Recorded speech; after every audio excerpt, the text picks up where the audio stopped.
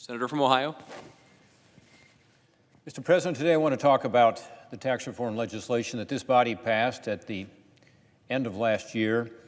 Turns out this week is the 6-month anniversary of the tax cuts and tax reform legislation. And it's time for us to look at it and determine how it's working. It's particularly important because there are a number of provisions of the tax legislation that were not permanent. In other words, there's a sunset on some of the tax cuts. By the way, some of these provisions expire as soon as the end of 2019, which is just the end of next year. So it's time to start thinking about how's it worked. Second, we have members on the other side of the aisle saying we ought to get rid of this altogether.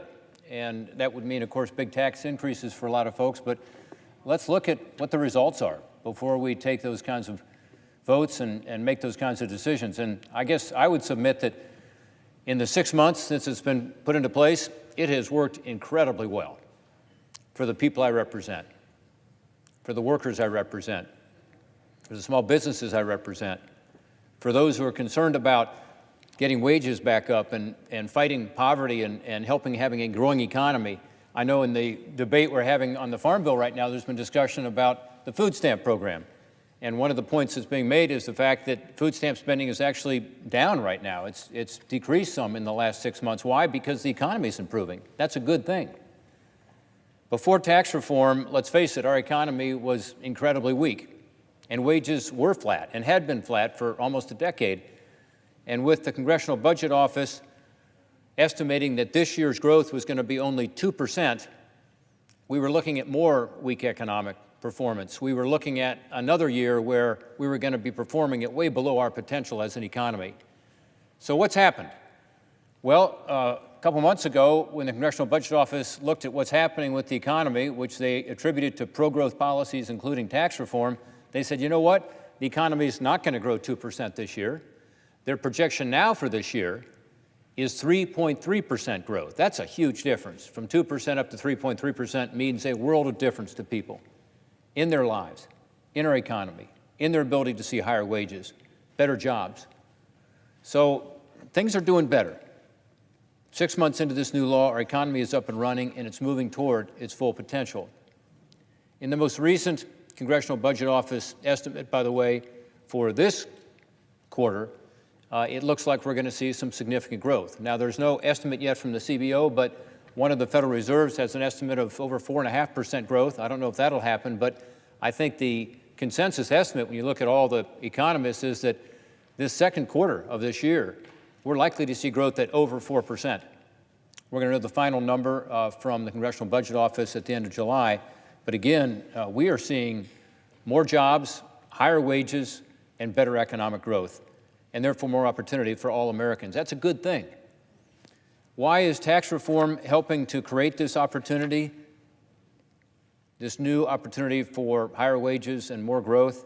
I'm going to discuss 3 reasons that I believe that this tax reform proposal has been helping to get the economy moving, and again, why it's so important to keep these in place and not to risk not just higher taxes on individuals, but lower economic growth if we were to move away from this legislation and not make it permanent. First, updating our international tax code has definitely encouraged companies to invest in America. We had a totally outdated international tax code. We had the highest tax rates among all the industrialized countries at the business level for international companies, and we had a system that actually encouraged companies to keep their money overseas and therefore spend it overseas. So if you were a company facing our old tax code, your board, your stakeholders were saying, hey, don't bring that money back because it's going to be taxed too high, keep it overseas. That was crazy. It made no sense whatsoever. Frankly, it took us too long to address that issue, but we finally did. Let me give you an example.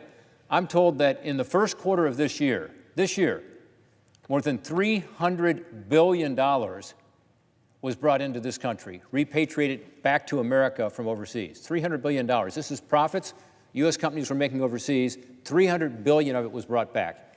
Now that compares to the first quarter of last year when there was $38 billion brought back. So this is all about tax reform. And this is a good thing, because this money is being brought back to invest in America. That's the most on record, by the way, the $300 billion. So something's changing, and it's positive. So that's number one. The way we change the international system is helping in a number of ways, but one is to bring that money back and invest it here. Second, lowering our tax rate for businesses, small businesses and large businesses, has resulted in amazing new investments in people, in plant and equipment, technology. We've seen it in terms of higher bonuses, higher wages, increased retirement contributions. Lots of examples. We've seen it in terms of investing in new technology and new equipment, which in the end is probably as important as anything, because think about it, one thing the economists have said about our economy over the last decade is we're not improving our productivity like we should. What they mean by that is the productivity of each worker has been disappointing, and that leads to lower wages and not having higher economic performance. If you make a worker more productive by investing in the latest technology, new equipment, that helps everybody, helps that worker have a higher salary and helps our economy. So that's actually happening out there. I've seen the results of it all over Ohio. I represent a state, Ohio, that's got a lot of manufacturing, a lot of small businesses, and I've gone around and talked to them. I've actually visited 21 individual businesses and also held about a dozen roundtable discussions with small businesses, mid-sized businesses, one with large businesses, and talked about this. At the 21 businesses that I've visited, every single one of them is taking the tax savings and investing it in their people, in their plant, in their equipment. Some are raising wages. Some are delivering bonuses to their employees. Some are buying new equipment. Some are expanding their operations. Some of them are improving employee benefits. There's a company that has 3 branches of an auto parts store that stopped offering health care about 5 years ago because of the cost of the Affordable Care Act. They just couldn't afford health care. Their people had to go out on the individual market and get it through the Affordable Care Act. And they are now offering health care again. And boy, the employees are extremely happy. So their costs are down, their deductibles are down. They did that all with tax savings. Many companies have done a combination of these things. So they're both investing in their people. There's a small manufacturing company in Cincinnati I went to shortly after the tax bill was signed into law. They said, we're immediately going to give bonuses to all of our people, which they did, $1,000 bonuses. I was there when they handed them out. But they also invested in the equipment. One of the pieces of equipment at one of the companies I went to in Columbus, Ohio, was a steel processor.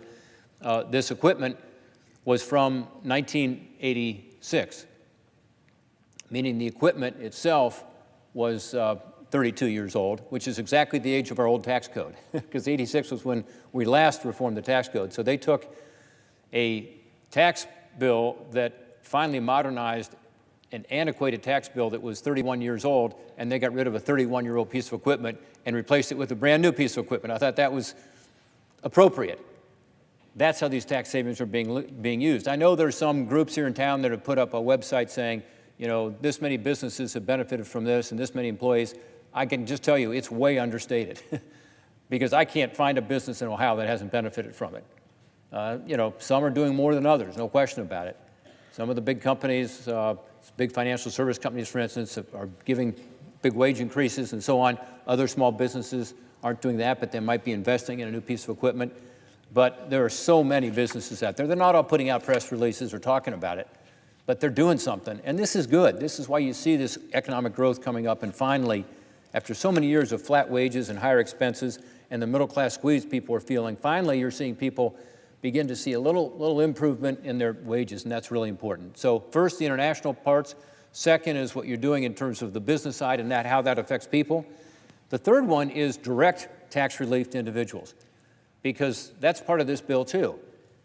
And if you hear people talk about this bill, sometimes on the other side of the aisle, you would think that's not in there, but it's very much in there. People are able to keep more of their hard-earned money, and it goes directly to the middle-class constituents I represent. They're the ones that get the biggest bang for the buck.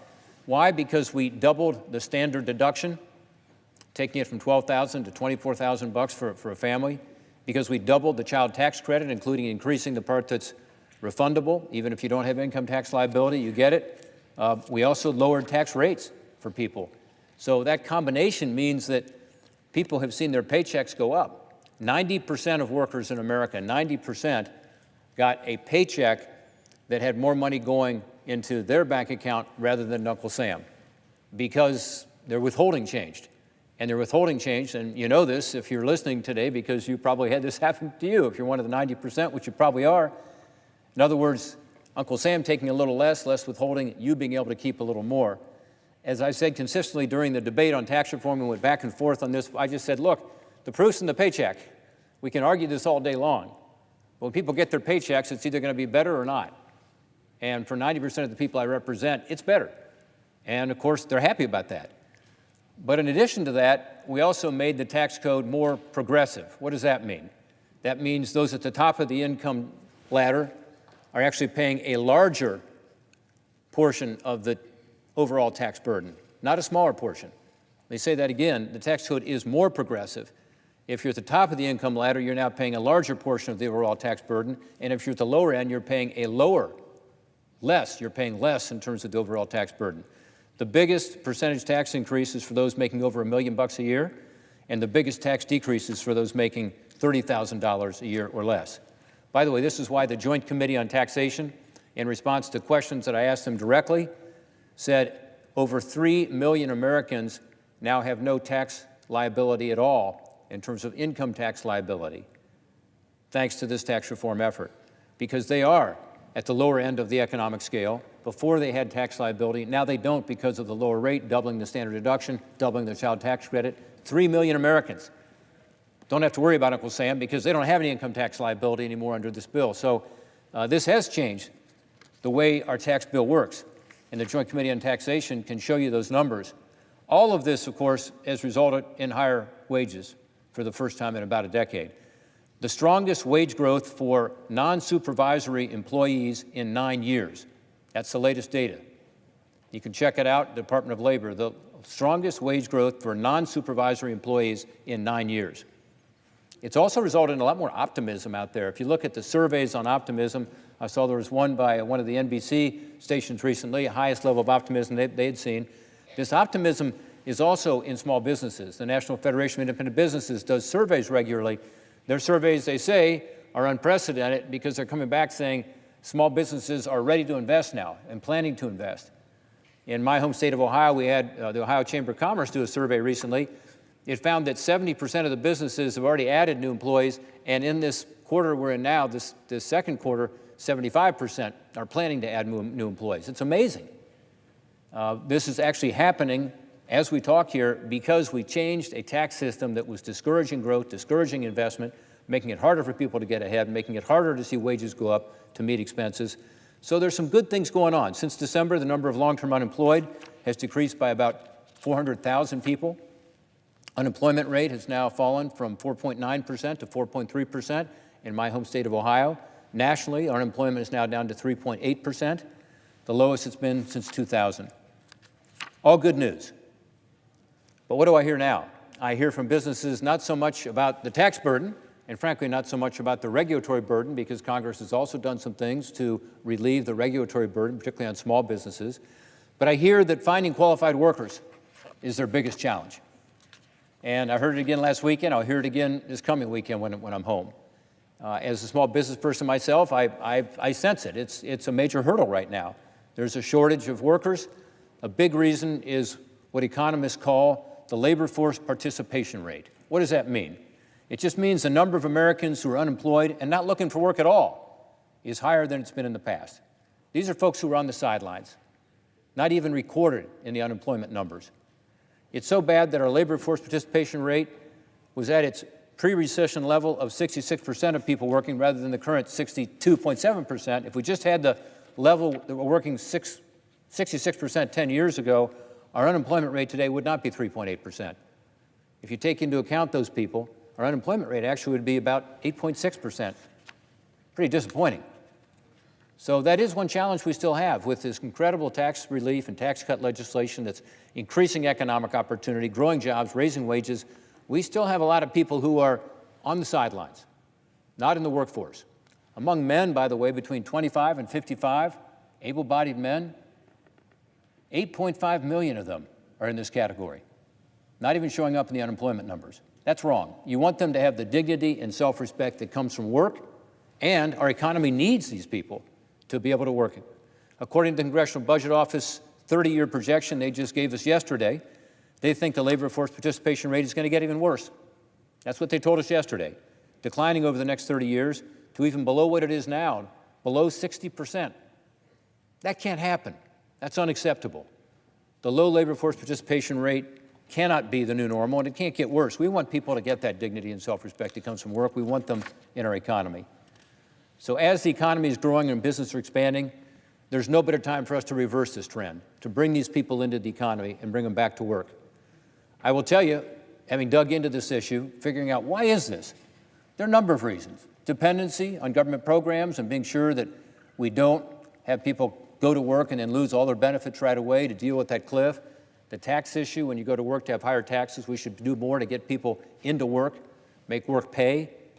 We should have some work requirements in some of these programs. That's been talked about a lot on the floor here. We should deal with other issues, including the skills gap, and we're doing that with career and technical schools and other things.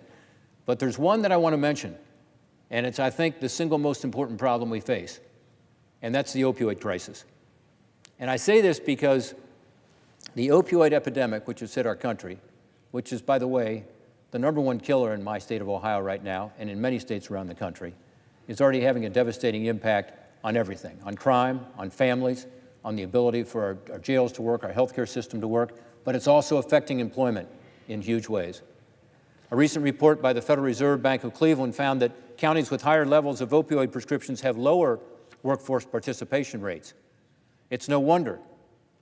They surveyed the business community, and about half of the organizations they contacted said the opioid epidemic has negatively impacted their businesses, meaning people can't get through the drug test, but also people just aren't even applying to work. Why do I say that? Well, the Department of Labor did a study earlier this year, showed that 44% of these people who are outside the workforce altogether, off in the shadows, on the sidelines, 44% of them had taken a drug, a pain medication the previous day. Brookings Institute says the number is 47%. And when further pushed, people said 2/3 of them said they were taking prescription pain medication. That's amazing. That 47%, by the way, and 44% is likely underreported. First, there's a stigma attached to this opioid crisis. Second, there's a legal issue here for a lot of people. So it's not like this is an overreported number. That's an amazing number that nearly half of the people who are outside of the workforce are saying they're taking pain medication on a daily basis. The sad reality is, again, it's likely to be much higher than that. We know what we have to do. We need to get people into treatment, support them, to overcome their addiction, get them back to work, and to lead productive lives. And there are things that Congress can and should do to take care of that. We talked a little about a growing economy. We talked about the fact that one of the weaknesses we have right now is the fact that despite a growing economy and lower unemployment, all this good news coming with the tax cut and the tax reforms and the investments, we have a problem right now, which is that many people are outside the workforce altogether. Historically high levels of labor force participation not being part of the workforce, but instead people being sidelined. And how do you get those people back into work? 8.5 million men between 25 and 55 is an example, who are not working, not showing up on the unemployment numbers because they aren't even looking for work. And I made the point that there are a number of reasons for that. We talked about those, but the one I think that's most significant today, it puts us at this very high level of people outside the workforce, is the opioid epidemic. And talk about the fact that we have data on this from the Federal Reserve, we have data on this from the Brookings Institute, and have data on this from the Department of Labor and the Trump administration, showing that this is a huge problem, that about half the people, for instance, outside the workforce altogether are taking pain medication on a regular basis. This opioid crisis is affecting us in every way. So what's Congress doing about it? Well, we have made progress. In the last couple of years, we have made unprecedented progress to combat addiction with legislation like the Comprehensive Addiction and Recovery Act, a bipartisan bill I co-authored with my colleague Sheldon Whitehouse, the 21st Century Cures legislation, which has been very important in getting funding out to the states to deal with this crisis. We just passed legislation that provides more funding to go to the kind of treatment and prevention and longer-term recovery programs that are proven to work, that have evidence-based results, measurements behind them. That's all very important. And we need to continue to push back against this addiction by helping people get the care they need and the treatment they need to overcome their dependency. By the way, I've been with 3 community roundtables in the last few weeks talking about specifically how this funding is being used, and it's exciting because it's being used on innovative new ideas that are going to make a big difference going forward in terms of getting people, for instance, who are addicted and are overdosing getting them the Narcan they need to save their lives, but then not allowing that gap to occur where they go back to the same environment, but rather getting them into treatment.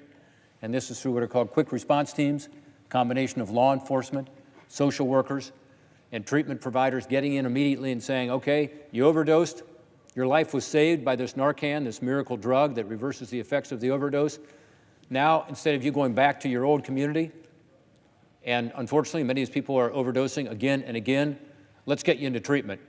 One of these organizations that's funded by the Comprehensive Addiction Recovery Act is telling me they're getting an 80% success rate of getting people into treatment. That's huge. It's still too low, but that is so much higher, unfortunately, than what is typical out there. So we're beginning to make progress in closing some of the gaps, getting people into the treatment they need, and sending a stronger prevention message out there to keep people out of the funnel of addiction in the first place. But in the meantime, we have a huge problem. And it's not getting better in my home state, it's actually getting worse. In most areas of the state, you see now higher rates of addiction and more overdoses, and it's almost all due to one thing. The increase is almost all due to one thing, and that's fentanyl. This is the synthetic form of opioid that is now coming in and kind of taking over, pushing out heroin, prescription drugs, other drugs. Fentanyl, incredibly powerful, 50 times more powerful than heroin, incredibly inexpensive. Most of it's coming, we're told by the experts, from China. Not overland from Mexico, but from China through our United States mail system. Unbelievable. It's a shock, but it's true. It's so potent that a few flakes of it can be deadly. And it's totally unacceptable that some laboratory in China, some evil scientist is making this poison and being allowed to ship it into our country. It's the #1 cause of death now in my home state. 2/3 of our overdose deaths last year, we believe, are going to be as a result of fentanyl, not heroin or prescription drugs. It's tragic and eye-opening that when you look at what's happened, the Ohio Alliance for Innovation in Population Health has estimated that opioid overdoses were responsible for more than 500,000 years of life expectancy lost in Ohio between 2010 and 2016. It's an interesting way to look at it. Tragic. More than 500,000 years of life expectancy were lost in Ohio between 2010 and the end of 2016. Overdoses are now the top cause of death for all Americans over the age of 50, top cause of death in my home state for everybody. Increasingly, these drug overdoses, again, are fentanyl. In Ohio, we had 2/3 overdose deaths last year were from fentanyl, up from about 58% in 2016. It's the deadliest, most difficult drug for us to deal with right now. 2 weeks ago, the police in Dayton, Ohio, seized about 20 pounds of fentanyl during a drug arrest. Last Friday, federal agents in Columbus arrested 4 people and seized 22 pounds of fentanyl. Taken together, these two busts, 20 pounds and 22 pounds of fentanyl, is enough fentanyl to kill 9.5 million people. Think about that. By the way, that's about 80% of the population of my state, of Ohio. Just these two busts alone. On Monday, we had a teletown hall here. We do these on a monthly basis, and we ask a number of questions. One I've started to ask in the last several years is, do you know anybody who's been directly affected by the opioid epidemic? We had the highest percentage response ever at our town hall meeting here on Monday. Teletown hall response was 67% of the people on the call said yes. Over 2/3 of the people on this call said yes, they knew someone that's been directly affected by the opioid epidemic. That's the highest level we've had. One woman I spoke to on the call, Pauline from Zanesville, Ohio, told me a tragic story that's unfortunately similar to other ones I hear as I travel the state. It was about her brother. Her brother had died of an overdose. Her brother, according to her, did not use opioids, and yet he died of an opioid overdose. She said he did smoke marijuana, but she said somehow there was something put into the marijuana he was smoking that caused him to overdose and die. I hear this story a lot back home. I talked about the 3 roundtable discussions we had recently in Ohio. At 2 of those 3 roundtables, a police chief and a sheriff respectively told me, both of them about, in their case, a young man who overdosed, was saved by Narcan, and then woke up and said, I was just smoking dope. Well, they checked, and guess what it was? It was fentanyl that had been sprinkled into the marijuana. And I'm sure it's the same situation with Pauline's brother. The fentanyl, which she talked about, was what killed him. So what's the lesson here? It's that every street drug, whether it's cocaine, whether it's heroin, whether it's crystal meth, all of them are now subject to having fentanyl included within them, including prescription pills, because some of those are reformulated, made to look like prescription pills, and that fentanyl is the killer. Not that those other drugs can't cause you to overdose and die also, but with regard to fentanyl, that is the deadliest and riskiest of all. So any of these street drugs can be deadly. We need to combat this growing influx of fentanyl, and Congress has had a breakthrough recently in a way to do that. I mentioned that it comes from China primarily, and it primarily comes through our U.S. postal system. The STOP Act, which is bipartisan legislation I authored with my colleague Amy Klobuchar from Minnesota, and I see her colleagues on the floor now, will combat fentanyl at the source by closing a loophole that's currently in place in federal law. After 9/11, we insisted that all the private carriers, think of FedEx or UPS or DHL, had to give law enforcement information about every package that comes into America. This was after 9/11, you remember. We asked the post office to study it, and we asked the Postmaster General to get together with the Homeland Security people and come up with an answer. That was 16 years ago. It hasn't happened. So even though if you send something by one of these private carriers like FedEx, you have to provide this information up front, what's in the package, where it's from, where it's going. Electronically, law enforcement takes that big data, decides what packages should be taken offline. They've been able to stop a lot of bad stuff, including fentanyl, from coming through. The post office doesn't require that because we haven't required it here in the United States Congress. It's time for us to do that. I'm pleased to tell you that after a few years of work, last week the House of Representatives passed the STOP Act by a vote of 353 to 52. The appropriate committee here in the Senate with jurisdiction, the Finance Committee, also agreed to discharge the STOP Act recently, so now we can vote on it in the full Senate and get it to the President's desk to be signed into law. As we developed the STOP Act, we conducted an 18-month investigation into this in the Permanent Subcommittee on Investigations, which I chair. And we revealed just how easy it was to purchase fentanyl online and have it shipped to the United States. Based on our undercover investigation, these drugs can be found through a simple Google search, overseas sellers, access through an undercover investigator, essentially guaranteed delivery if the fentanyl was sent through the U.S. Postal Service, not if it was sent through one of the private carriers. Traffickers prefer the Postal Service because it doesn't have the screening that you have through the private carriers. So we need to be sure that that requirement, the advanced electronic data, is on all the packages coming in. Tells law enforcement what they need to be able to use big data to identify suspicious packages and to keep this poison from coming into our communities.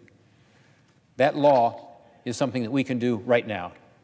The post office would say, well, we're beginning to provide that information. Unfortunately, based on their testimony before my subcommittee, even with the pressure from us over the last couple of years, only 36% of packages are getting screened.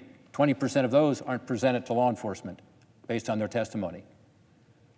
Also, some of the information is not helpful because it's not legible.